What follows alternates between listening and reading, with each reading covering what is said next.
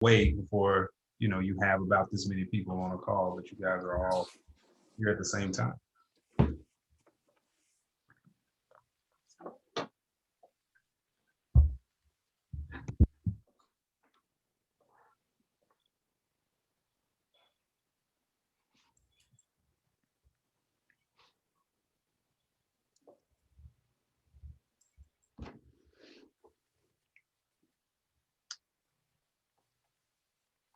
In the interest of time, I'm just going to not necessarily start the meeting, but remind everyone that as of now, this will change hopefully in a few minutes, but as of now, we don't have a committee chair. I suppose that I'll be acting as that for a few minutes, or I can if I need to. But given that we only have one person missing, I don't think there's a need to wait much longer before we get started and hopefully pretty shortly and duly elect a chair. That's of course what you all will do, not me, but I think we can start pretty soon here.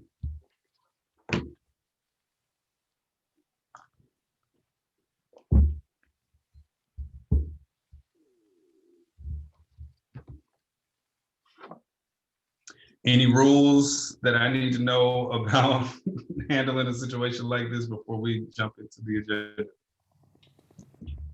Not that I'm aware of, Chris, unless somebody else has more background in running these meetings, which I would very much welcome your input. But I can't see why, first of all, why we can't start the meeting and proceed through the agenda and go having that be our first order of business. As long as you have a quorum, you're good to go. Yeah, and we do.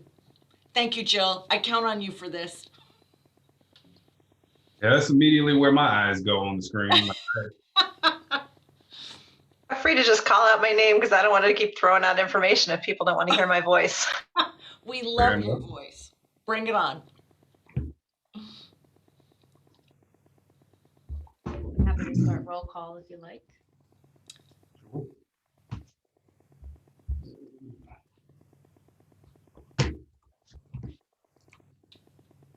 Chris, do you want to open the meeting? Yes, I'm just reopening my agenda here. I was just looking at it, but maybe I downloaded it, and so it wasn't open. But sure. Welcome everyone to the first data subcommittee meeting of the year. For those of you who don't know, my name is Chris James. I represent the W. Haywood Burns Institute, who's contracted to provide technical assistance and consulting to the RJOB in terms of promoting racial equity in justice systems. That's what we do. We're based in Oakland, doing that work for about 20 years, if there's anyone here who isn't already familiar. And we will open it now for introductions. If we could just have folks just go around quickly, introduce yourself, just in case there are new folks here or community members join. And I will pass to the voice that we love to hear, Ms. Jill Ray. All right, Supervisor Anderson's office. Did you want to choose someone? Sorry, go ahead, Dr. Walker. Bill Walker, Contra Costa Health Services.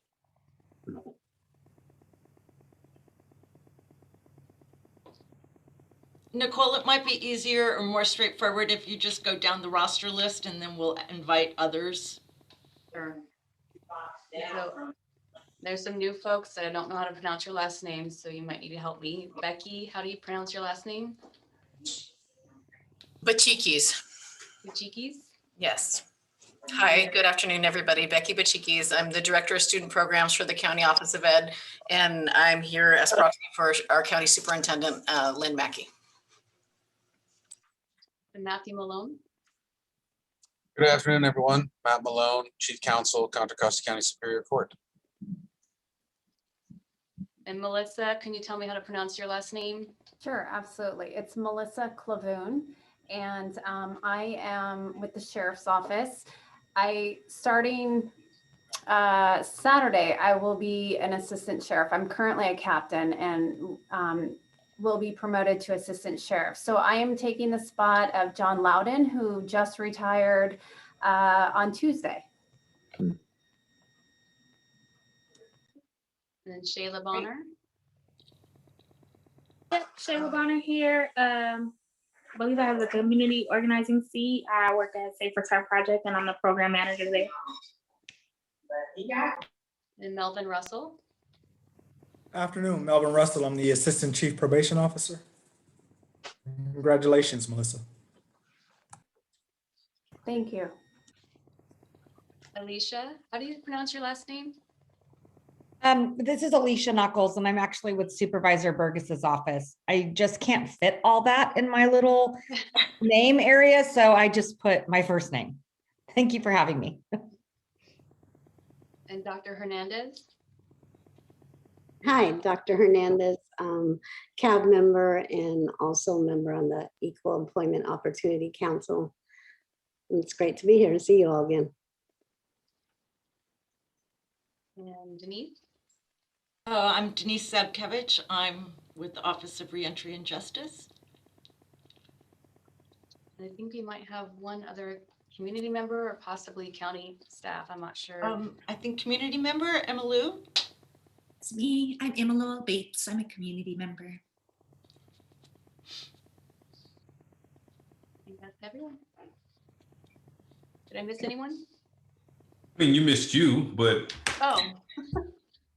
Nicole Popchek, Office of Reentry and Justice. all right. Now that we have everyone here, Denise, did I hear you correctly that you moved the election up to the top and then we can approve record of actions right after, or how should we proceed? Oh, right. Oh, I think, Jill, can we do that? Can you, Can we move the election of the new data subcommittee chair? certainly anybody can make a motion to rearrange the agenda. Okay, great. So Chris is looking for a motion to rearrange the agenda. Do we have one? Shayla Bonner here. I make motion that we move the election to the top of the agenda. Second.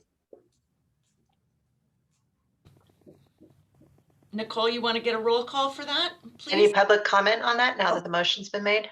Thank you.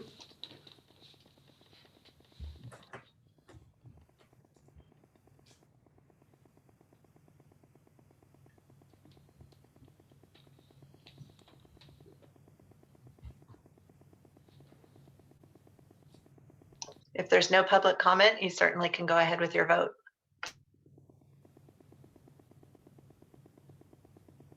Becky, I'm sorry, how do you pronounce your last name one more time? Bachikis. Cheekies. Approve. Melissa, Approve. Dr. Walker, Approve. Shayla Bonner, Aye. and Melvin Russell. I will approve, but I'm not a voting member on this. I think Denise, you're the proxy for the chief for the data committee. Oh, you are? Oh, am I? I know that. I didn't know that either. I thought it was going to be our new ORJ director, which then maybe would by default be me. Is that what you're telling me? Yes, that's what I would assume at this point. Okay, So the new ORJ director comes on board. well then I'm going to change my hat and let James or Chris and Nicole do their duty here, and I'm going to say aye. Thanks, Mel.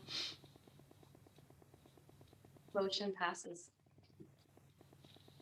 All right. Well, thank you all for that. That moves us right on into the election of the nomination and election of subcommittee chair. And I will just add to that really briefly. I'm sure she knows about it, but if she doesn't, here it is. Ms. Vichikis, your name was sort of thrown out there in the RJOB quarterly meeting. Oh, I didn't know about that. Yeah, your name was sort of, mentioned. So I don't know if you have any interest, but that's a name that we heard in terms of. Sure. I'm guessing that it was my boss who said my name there. So I'm going to say, yeah. Yeah, sure. Is somebody formally asking me? Am I formally saying, yes, I accept that nomination? I am not a member, so in terms of nominations, I wouldn't be the one just pointing it out to you in case you wanted to nominate yourself or you were open to a nomination. I nominate Becky. Okay, I second it. Okay. Okay. We'll go through that then. Becky Bichikis. Are there any other nominations out there?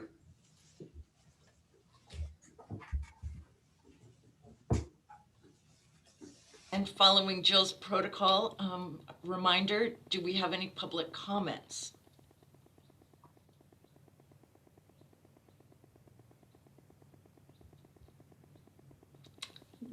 Okay. I think we can vote. I'm sorry, did we get a motion and a second already? Yes. Bill made the first motion. I made the second one. All right, Becky Bichikis.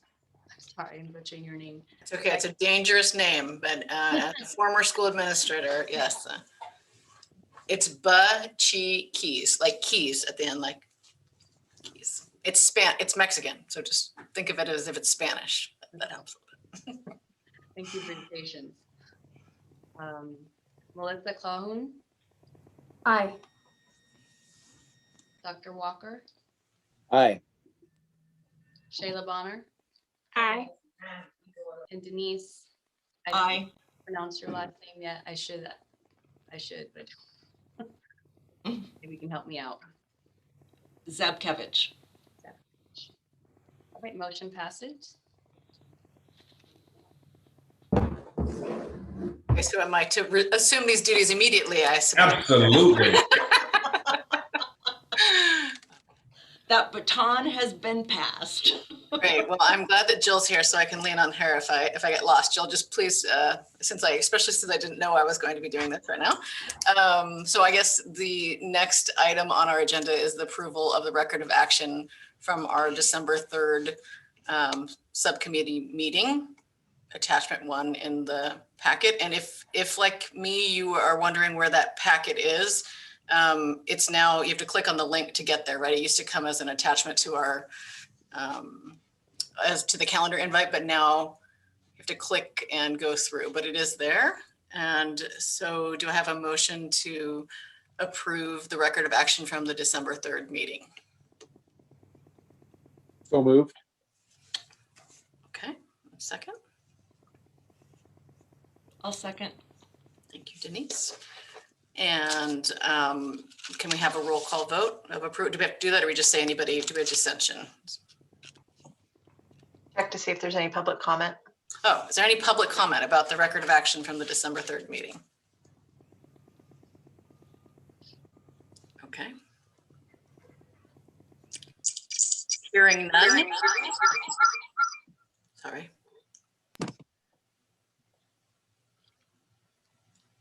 Do we have anybody who has any comment about the agenda, or can we move forward with approving it? I'm sorry, about the record of action from December 3rd. Okay. Do we have to take a roll call vote, Jill, for this? Yes. Okay. Nicole, could you take a roll call vote? Yes. Becky Bichikis. Approve. Melissa Clahun. I'll abstain just because I was not here at that meeting. Thank you. Dr. Walker. Approve. Shayla Bonner. I will also abstain. I don't think I was at that meeting either. And then Denise Zabkevich. Aye. Okay, so we only have 3, so I'm not sure. I'm assuming that means we don't pass. That's a very good question, Jill. Well, just because you weren't at the meeting doesn't mean you have to abstain. So if there's nothing objectionable in the meeting minutes, it's up to you all to decide whether or not you choose to abstain. It's not necessary. I'll say aye. Who was that? Thanks for Melissa, was that good? Melissa, yes, aye. thanks for clarifying that, Jill. I'll also say aye. Motion passes. Great. So the next item on the agenda is the discussion of the scheduling of the data subcommittee meeting. Do we have any discussion from the members about the timing of the meeting? I'm not a member, but if I may give a little context. So for one, we have new members on this subcommittee now, right? And we were meeting in the past at a time that worked for the members of the past subcommittee. So wanted to make sure that we extend that grace and kindness and understanding to everyone to figure out if this time still works and works best for everyone. Also, in the quarterly meeting, we voted to move the meetings from 1 to 4 on Thursday. So keeping the same day, but moving it up earlier in the day. Particular, I think some members expressed that they had some conflicts, and so seemed to find that earlier in the day could be better for them, depending on how you all feel about changing the time or keeping it the same. We just wanted to make sure that you had that opportunity. Any other members have any comment?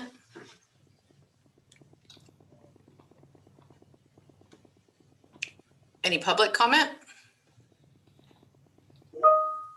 Is anyone interested in making a motion to change the timing of this meeting? Nope. Boy, we're an easy group. Do we like it how it is? Hey, real quick, Becky. Yeah. So this is the last Thursday of the month for the changing it to 1? Because I know on Thursdays, the JJCC is Right. on there from 12 to about 1:15 or sometimes. Yeah, it's agendized to 1:30, so that's true. We wouldn't want to overlap with that. Thank you for pointing that out. I mean, if we made it earlier, we could do from 2 to 4. Or otherwise we keep it from 3 to 5, it sounds like. Yeah, either of those would work for me, but I am in that other JJCC. Yeah. Yeah. Will be. Does anyone feel inclined to make a motion to change the meeting time from 2 to 4, or are we okay with 3 to 5? Okay. And with 3 to 5. My opinion. Is it, Shayla, were you trying to say something? No, I was just saying that I'm good with 3 to 5 because I do have scheduled conflicts if we do it earlier. Okay. I think hearing that many members are happy with the timing,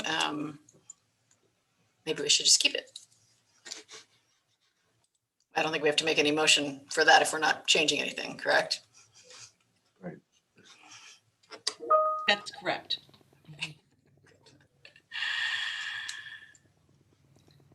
Okay, and then our next item of business is to discuss the data from local justice system stakeholders. And I think that Denise, you have that your name is next to it. Yes, and this is just the standard data that has been asked of probation surrounding juvenile intakes for, we've been providing this now for several months. So below it, let's see, what page is it? It's page 6 is the beginning of the data charts that speak to the January intakes into the hall, or just the juvenile intakes. There were 17 of them, fairly evenly distributed among Black and brown youth, primarily males. Yeah, let's see, what else would I want to say about this? I don't think there are any surprises here. The average number of days, though, in custody prior to release into a program or not, though, I would just note it was something that struck me was that that number of days increased a bit. It was, I think in the previous months, it was about 2 or 3, maybe 6 days. And now it was 12 days for the 13 youth. And for those who went to the ranch, it was, let's see, 4 days. And for DEJ, that was 1 day. Oh, wait a second. 4 What days. does DEJ stand for? Good question. I've asked about this twice now. It is, Mel, maybe you can help me with this. This is a Deferred entry of justice. yeah. Can you speak about more of what that is? I It's can usually, try. yeah, it's usually, kids come in if they have felony petition. The court may put them under a grant of deferred entry, which means that if they go through, complete everything, then the petition is dismissed and stuff. So, Right. And my understanding is that probation has no real jurisdiction over this matter as it gets resolved this way, and that it doesn't get utilized as often as I would have thought that it would have been because of that. And so, but we have one from January. I have a question looking at that data, Melvin, when it says among the youth who entered juvenile hall during the month of January, 2 youth entered county programs. Does that 2 youth correspond with the 26 days that it took for them later in that sentence? Yes. Okay. Yes. So the 2 youth that entered the county programs, it took 26 days, and that would be having to do with their reception on the other side more than probation processing them or moving them along, correct? That would be my assumption, yes. And then the other 5 who entered the ranch, their term was 4 days, Right. and then 1 day for the DEJ. When they say youth entered county programs, is that talking about like transfers to county jail or county I or, would think either the ranch or the YLTP program. okay, maybe it's YOTP because the ranch is broken out separately. Oh, it could be YOTP. Okay. Or the girls program. I'm going to confirm that on our end, what that actually is, because I thought we had another breakout for the YOTP and the girls program. So, yeah, I'll follow up on that for you and report back next month. I also just want to say while we're on this agenda item that I have, I did put together, but I didn't get it out to whoever was putting together the agenda packet. I have the information about the English language learning status and the special education status of the students for the prior quarter. So I guess I'm going to be giving it to myself now because I'm going to, but make sure that that gets agendized. I mean, it can be part of this, but should be included in the packet as well. Right. So I have that too. But I don't think we can look at it because we didn't send it out ahead of time, but we can do it next time. Correct. Yeah. And so moving forward, Becky, that would be, I think, you and Chris coordinating what the agenda is and you giving those materials to him, and then we will get the whole package together and load it up to Agenda Center. Thank you. That's helpful. Okay. Is there anybody, do we have any further questions from the members about the data presented by the probation department? Do we have any public comment about the data presented?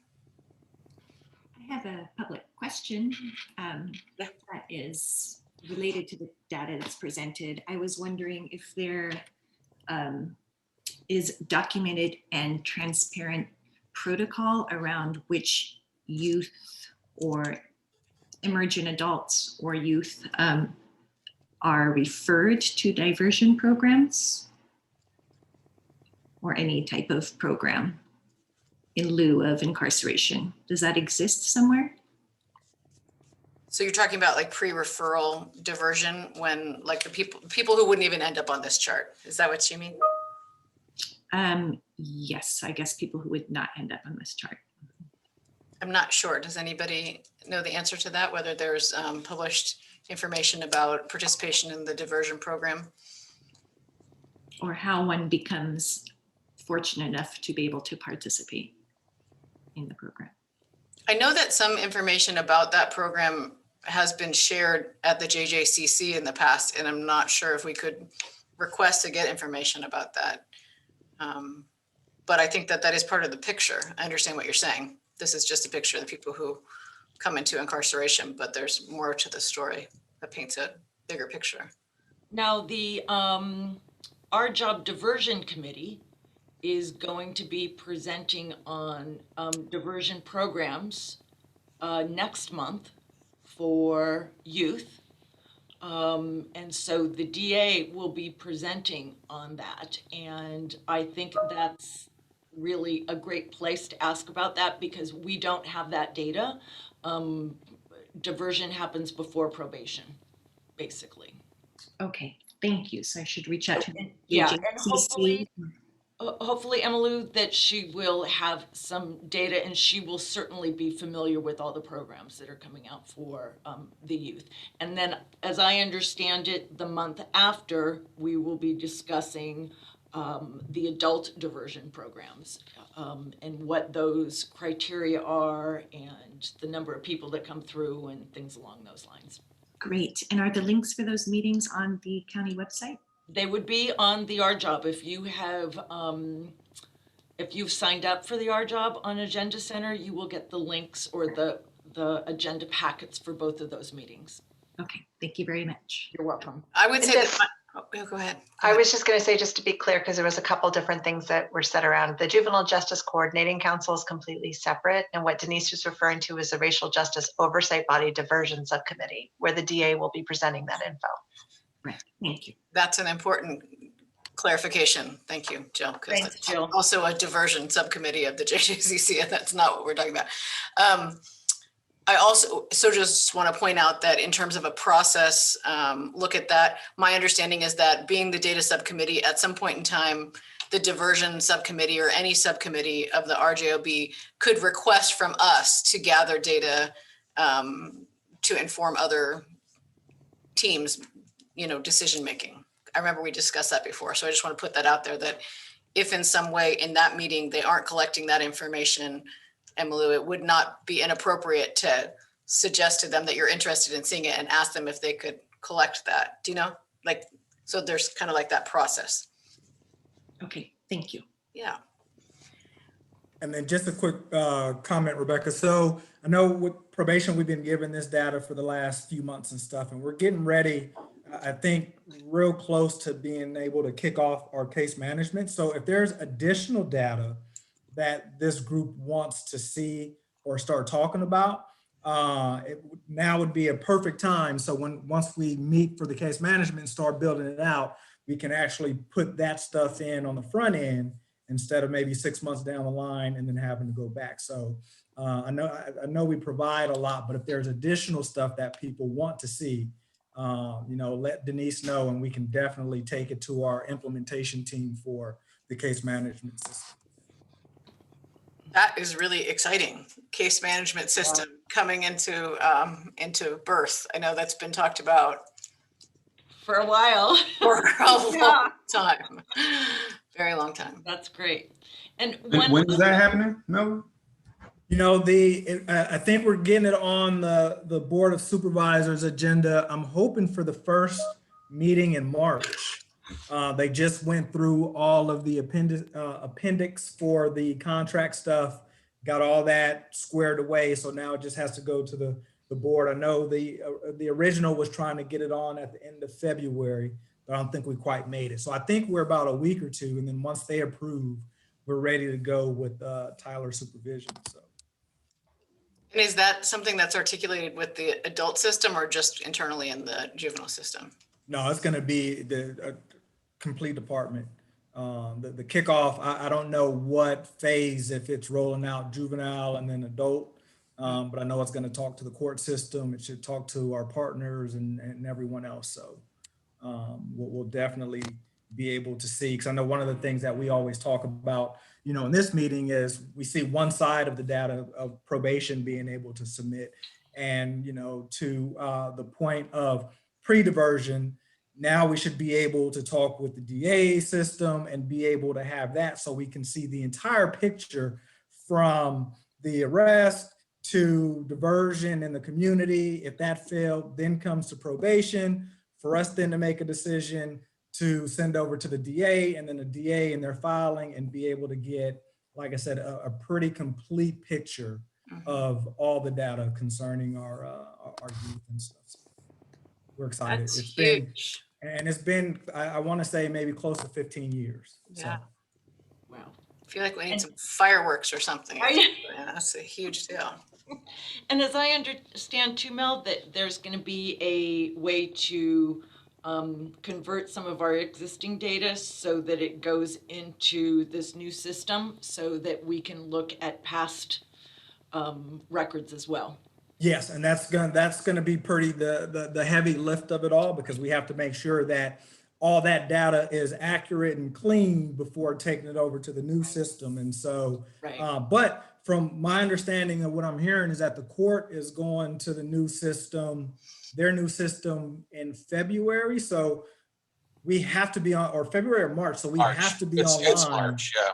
March. So we have to be online, and they want us to be done in February. So that's why we're trying to get everything done so we can have as much lead time, because I mean, anyone involved with the case management system, 18 months to 2 years to have a proper rollout, staff training and everything. And we're going to be doing that in the next 10 to 12 months. So it's definitely going to be a heavy lift. And I know we're going to be dedicating all the resources that we can inside of our department of having people stationed on this project, and that's going to be all that they do. So we're going to be working through how to balance and shift their caseload to others and all that stuff. So, but we're definitely up for the challenge, and it's long overdue, because for us to make change and to be able to do this correctly, we have to have the data, and we have to see where the gaps are and be able to fill. And right now, we're just not able to do that.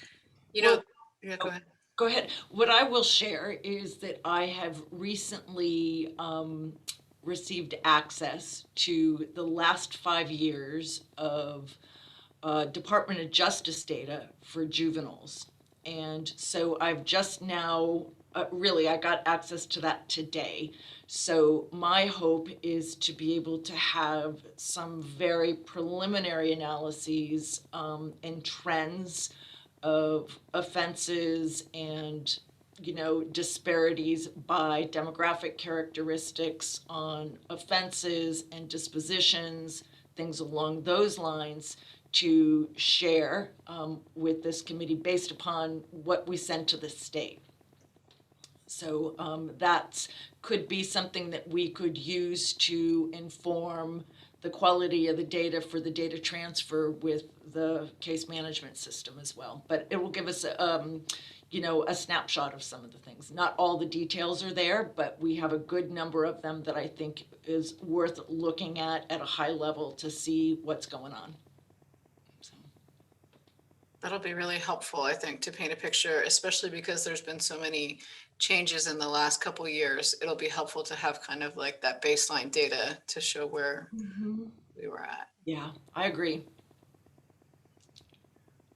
I realize I may have missed this earlier, but speaking of charges, I see where we have number of charges here, but in terms of sort of what the offenses are or what the charges are that led to these youth coming into probation, is that information that we have and that we could begin to look at, say, starting next month, or is that something that we're not currently capturing? It has not been something that's been asked of us, is what I would say. You know, we have the data. And, you know, it's just, you know, certainly we can do it. It has just not been asked of us. Okay.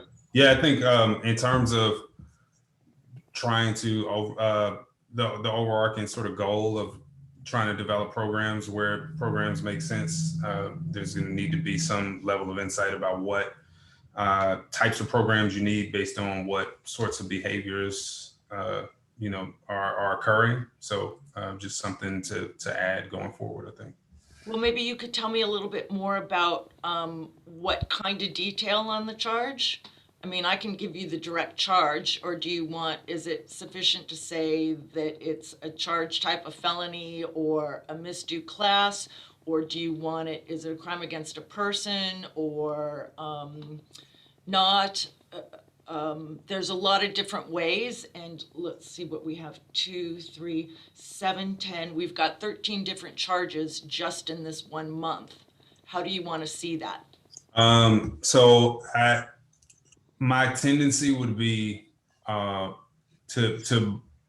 break those. So I don't know if you guys, how you guys code in the county, if you code certain offense types or categories, like say theft charges, right? If that's one particular type that all kind of falls under one sort of penal code number or something like that. Or if there's another way that you do it, but trying to get some sense of sort of what the you know, what the sort of actual underlying behavior was, to the extent that we can get that. Now, for you might say, or there might be a tendency to say that you know, there's more buy-in across the board in terms of less or lower risk offense types and charges.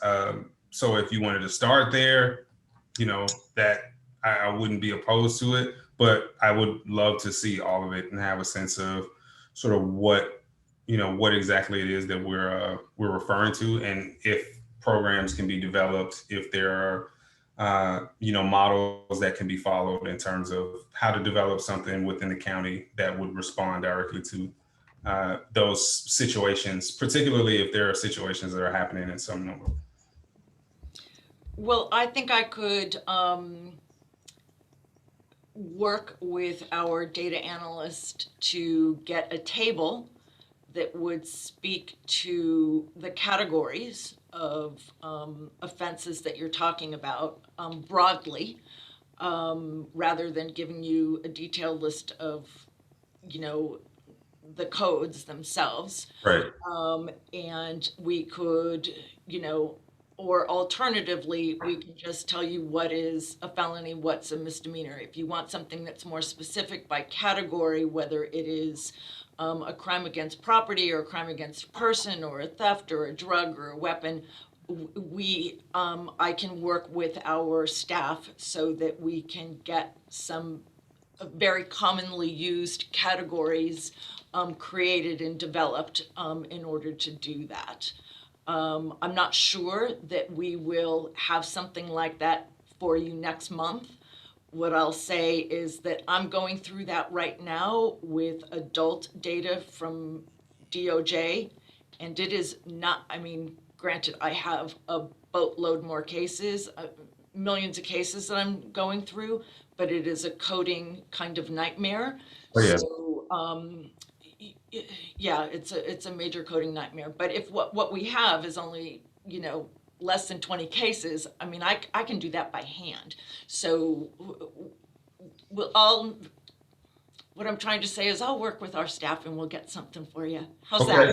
that? That's great, and happy to follow up if anybody has any questions or if I can provide any feedback on that. Okay. We get a sense of what our youth are dealing with and what's happening out there in the county.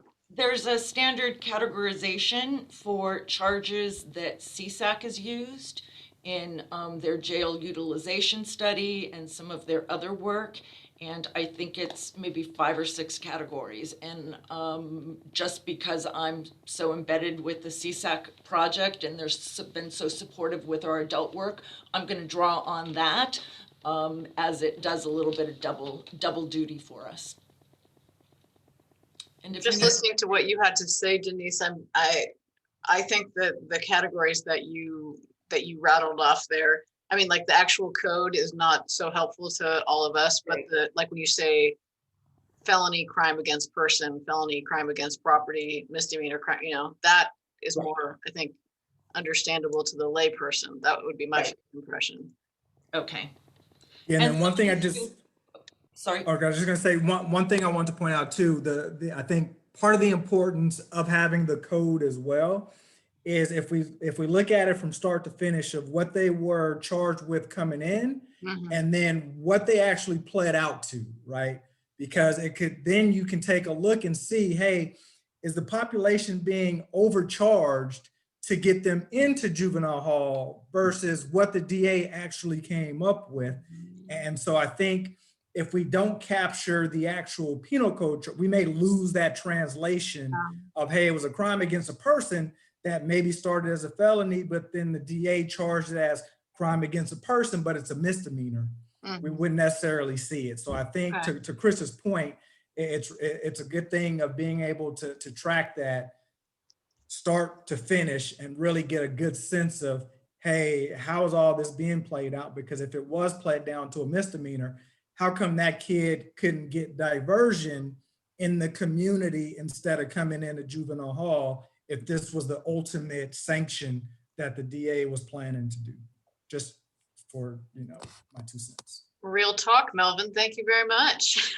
Yeah, and I appreciate that, Mel, because that's exactly what I'm going to do with the DOJ data, because I've already seen that just looking through things on a cursory level, as you can see some youth that come in and then you see what actually the disposition and how it actually resolves is at a different level. So there's a good bit of that. We've come a long way, I think. We've come a long way from knocking at the door and being turned away when we have wanted things. Thank you, Melvin, for like really trying to make it so that it's meaningful. Appreciate that. I was thinking, let's see, so where are we in here? Is there anybody else I have to remember my responsibilities and not just chatter like I normally do. Anybody else have anything they want to add about the data or thoughts about that item?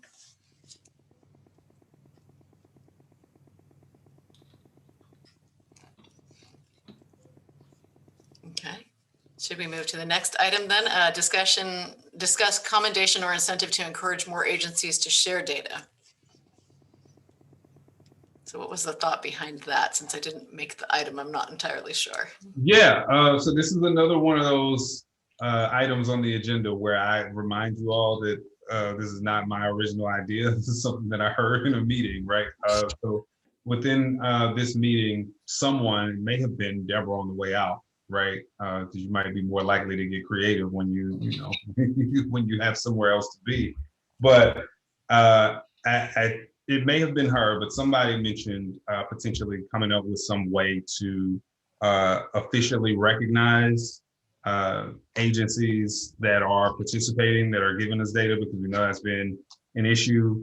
And right now, officially, probation, right, is the agency that is sharing data with us. So definitely they would be the first to get some sort of recognition. I don't know what that would look like. I don't know if it's like a press release or something that says the RJOP would like to thank and appreciate whoever, or if it's something more substantive than that. I think that's sort of the discussion. But just wanting to do something that hopefully recognizes, not only recognizes those agencies that are participating, but hopefully very publicly encourages others to do the same to get that commendation.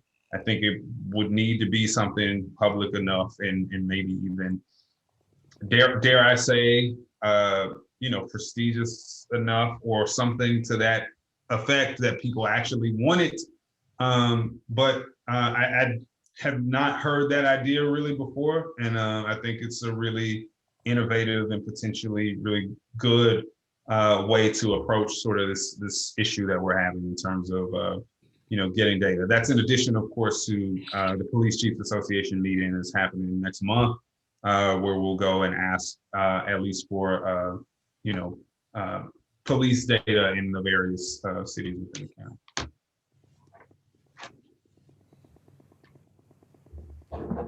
Yeah, kind of like what it makes me think of is like the equivalent of being like a LEED certified green building, right? Like you're an agency that shares data in a transparent fashion in a way that could be recognized across the county as a partner in trying to do this work. And I mean, probation, obviously, yeah, you guys have been so amazing in responding to everything that has been asked in terms of transparency and really leading the way. So I think it would be great to have that be recognized. I would be in support of that. Anybody else? Since I'm just coming into this, can you give me an idea of some of the agencies that you're looking to get data from? Because that might help me understand maybe what a good incentive might be. And I'm aware of the police chiefs, that portion of the data, but are there other agencies that we're particularly looking for? Yeah, I think that, I mean, everyone else feel free to jump in, but just, I think the history of it is that when we first came together and we're looking to be doing this work, there were a lot of closed doors, especially in regards to juvenile records and just reticence on the part of pretty much every agency that we asked to give us any data because of concerns around privacy and just especially with the juveniles in particular, I think. And so some of the things I think that we talked about are just things along that continuum from, contact to arrest to disposition, like just every point along the way, wanting to be able to get a snapshot. So that would, involve getting information from the courts, from the district attorney. What else to add in there? I know many of you guys have been here from the very beginning. So what else? Law enforcement, probation, which probation is already participating. Right. If there were pre-trial here, it would be that, you know what I mean? Like literally what you said, right? Like at every decision point where there's some agency or institution involved that has authority over that process or decision point, wanting to get some level of information about what happens, particularly by race and ethnicity. We have also, I'm sorry, go ahead. I was just gonna say, I know that DA Becton has been working with the Vera Institute, and I know that I think that report is supposed to be coming out sometime in March or April. And I'm just wondering if our DA will be, willing to share that information with us as well, their findings. I wonder if that's something that we should formally request. Yeah, I would support that. And if I'm not mistaken, actually at a meeting I wasn't able to attend, I think a previous data meeting, she mentioned that as well. So I don't think it would be, obviously something that she's not expecting or not willing to do. Yeah, my understanding, I thought that it was going to be much later down the road. Same. Your institute project was going to be done, I understood it to be like several years down the road. And I also understood that there was not staff available, given staffing demands, to provide the data that we were looking for from the DA. So if I had that wrong and the Vera Institute report is almost done, well, that would be fantastic. That would be yeah. Safe Return actually met with the Vera Institute last year, the end of last year, and that's kind of the date that they gave us was like March or April. They'll have not the full report, it's like some initial findings. Okay. But I'll be more than happy to reach out to DA Becton or Vera Institute to see where they're at in that process, because they were definitely interested in the DA accountability work that Safe Return is doing. And so I'll definitely follow up to see if they can give us some. Great, Shayla. Okay. Yeah, because I think and I'm not sure if they were doing a look back of like 5 years. though, and I think part of the thing that, and I don't want to speak for the data subcommittee, is trying to look at today's data. What's going on today? I think Vera Institute is working back of filings and everything, maybe 2010 to 2015 or something like that, where we're trying to see, hey, what happened last month? Out of those 17 kids that came into juvenile hall, you know, how many of those actually made it to the DA? Were they direct files, the petitions and all that kind of stuff? So yeah, I think that's the sort of the challenge here is there's so much data and different data that everybody wants. It's hard to sort of keep track of, hey, what can this get over? But I think for this committee, and like I said, stop me if I'm not correct, I'm trying to look at where are we at today and moving forward, and how do we make that change so we don't make the same mistakes.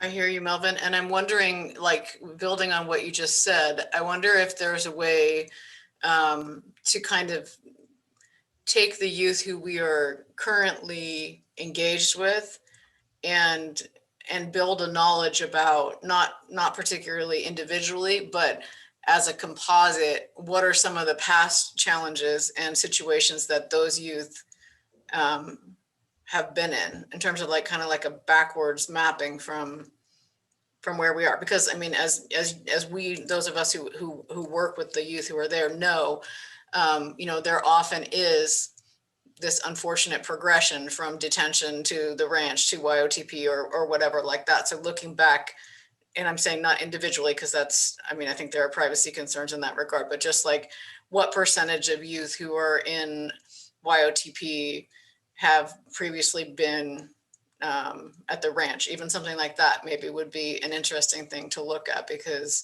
or how many people who are at the ranch have previously, you know, been detained and released, or, and then, I mean, if you want to take it even further back, looking at the students' school records and, you know, like how many students who, I mean, I know anecdotally because I deal with their school records, but like, you know, most students who come to us have a lapse in school attendance and so just trying to connect those things too, because I think that's another piece of data that we have looked at in this meeting before. It's not quite, you know, I mean, it's not as, it is what it is, but looking at the school data in terms of like the different areas of the county and the different disproportionality in regards to exclusionary school discipline. And I'm actually working on a report right now with all of it's a county-wide report with all of the school districts and county authorized charter schools about expulsion. And that's like every 3 years we make this report and look at that. So I have some data, I guess, so that we can agendize and look at next time about the expulsions that have happened across the county too, if people are interested. I mean, I think it's always a little bit like how far back, how upstream do we want to go? But there's a connection, I think. Yeah, I would say we are interested in school discipline data, and there's a recommendation specifically about school discipline that we will get to, particularly in the diversion subcommittee. So, I mean, that's definitely going to be information that we're going to want going forward. And, you know, I'll also say that in one of the earlier diversion subcommittee meetings, there was quite a spirited discussion about school discipline and how it looks by race and ethnicity. So again, yeah, I would applaud bringing that data forth. Yeah. It's all publicly available data that it's not easy to process, but because I'm writing that report, I have spent some time to draw it all down and have the people in our data department create charts. And so I do absolutely, we can look at that. And I know what you're saying. I mean, I think that it's, there is a there. Let's just be clear. There's a there.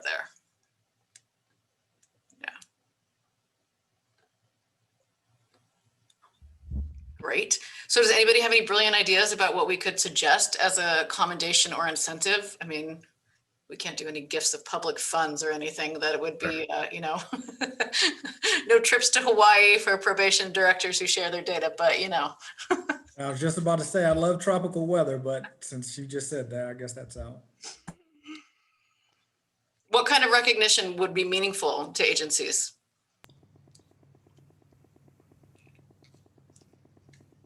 To be honest, I don't think probation would necessarily want any recognition for doing the right thing and really wanting to play a part in reimagining the criminal justice system.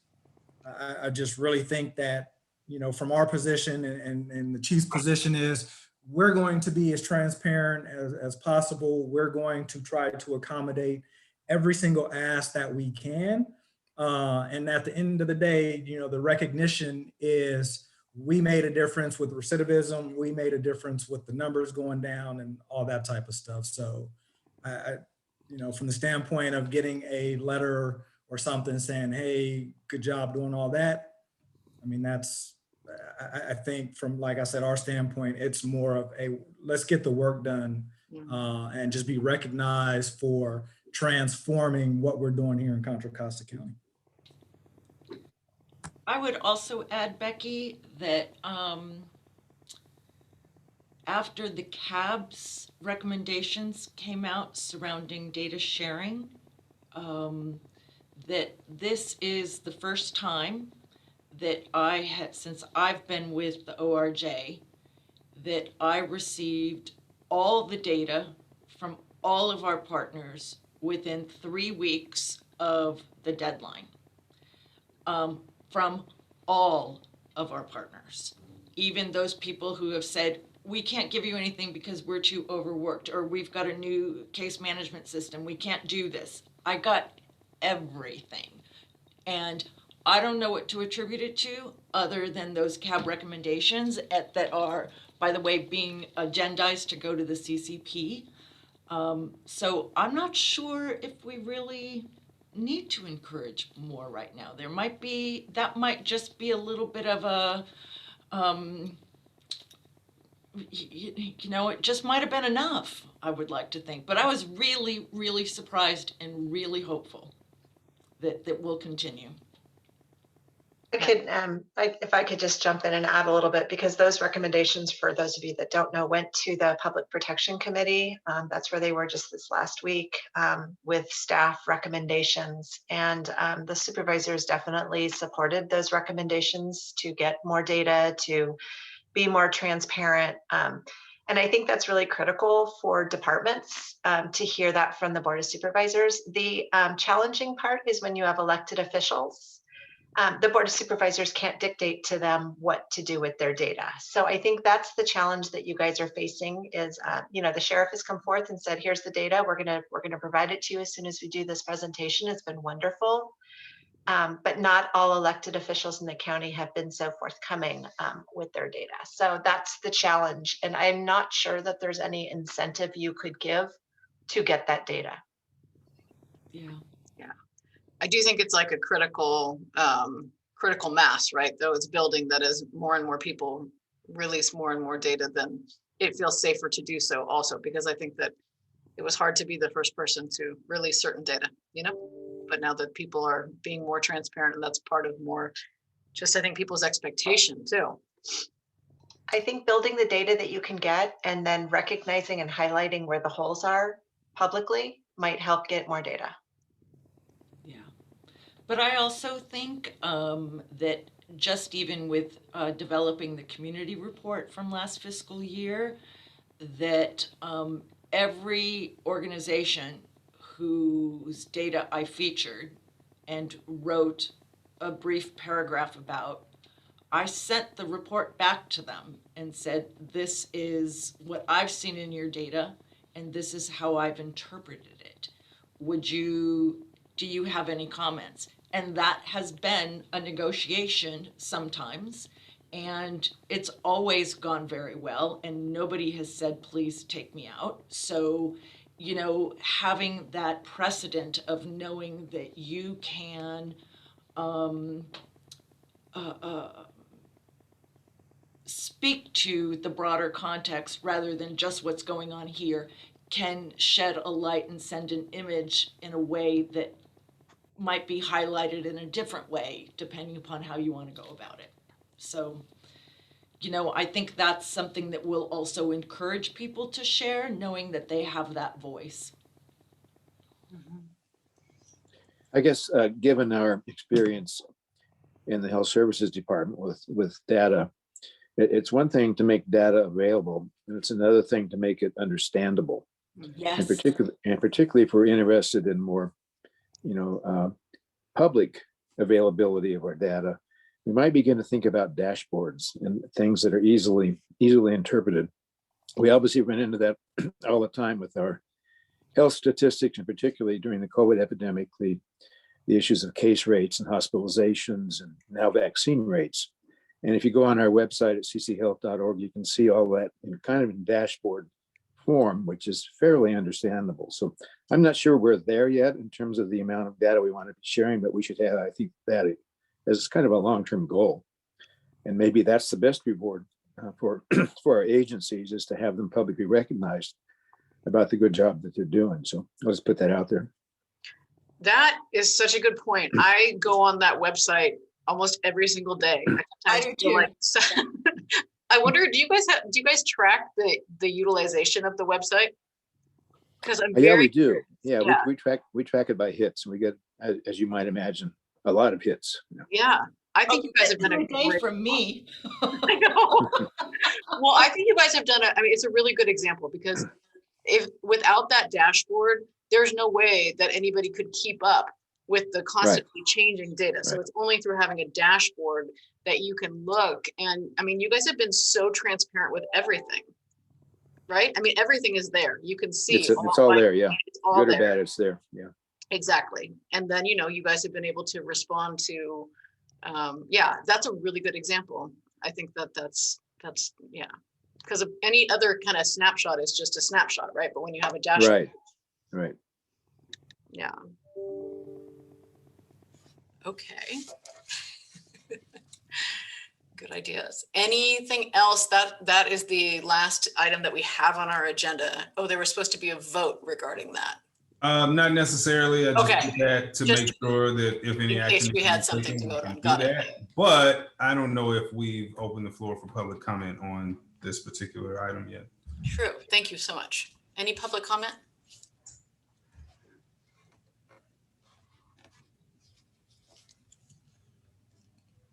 Okay. And did we did at the beginning ask for public comment for anything that wasn't agendized, did we? We're supposed to do that. No, we didn't.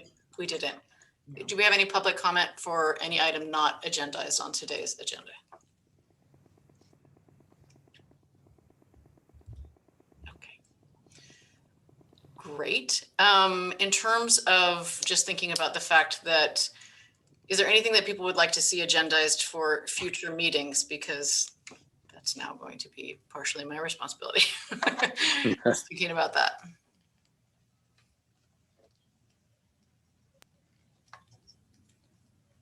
Okay.